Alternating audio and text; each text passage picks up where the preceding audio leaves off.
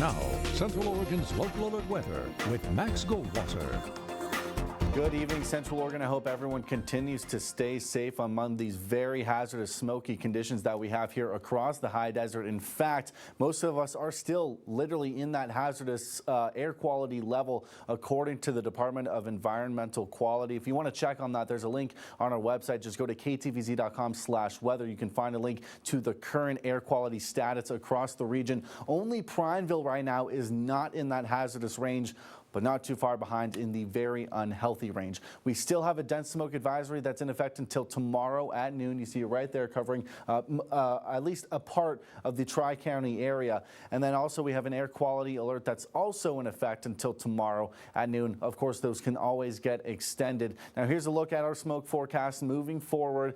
Now we'll see some things different happen tomorrow. You can see later on in the afternoon, starting at noon, most of that extremely dense smoke hanging in the northern parts of Central Oregon. Pretty much all of Jefferson County covered with that extremely dense smoke. Same with Sisters and parts of Redmond. Then as we move forward, it spreads more evenly across Central Oregon by the early hours of Tuesday into the morning there. And then later on Tuesday, another change happens, and you'll see it here on our air quality forecast as we move forward. Kind of similar to the smoke location, as you see that extremely hazardous air quality hanging up in the northwestern parts of our region. And then as we move forward, that smoke level drifts down and across, and so now then most of Central Oregon is then coated with that very unhealthy air quality in the early hours of Tuesday. But then as we move forward on Tuesday around 2 to 3 p.m., we start to see that big change, and really not just here in Central Oregon, but across the state. We could see some good news here. Green colors is something we have not seen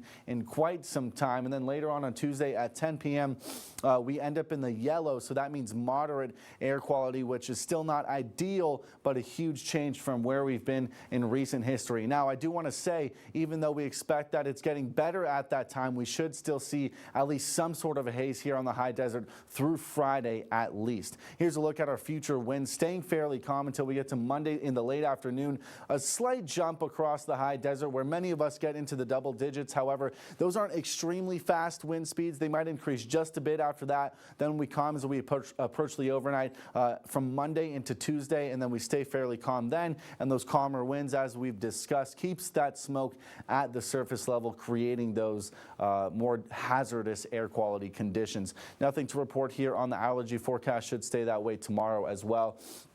Temperatures right now across the high desert in the 60s and 50s. Forecast lows for tonight right around average for this time of year, in the 40s and 50s across the board. Sun River and La Pine getting all the way into the low 40s. And then forecast highs for tomorrow slightly above average, a few degrees warmer than where we topped out at today, in the 80s for most of us. Madras and Warm Springs getting up to the high 70s. And then another change comes on Thursday specifically, when we might start to see some showers here on the high desert. Really showers and thunderstorms likely, though, on Friday.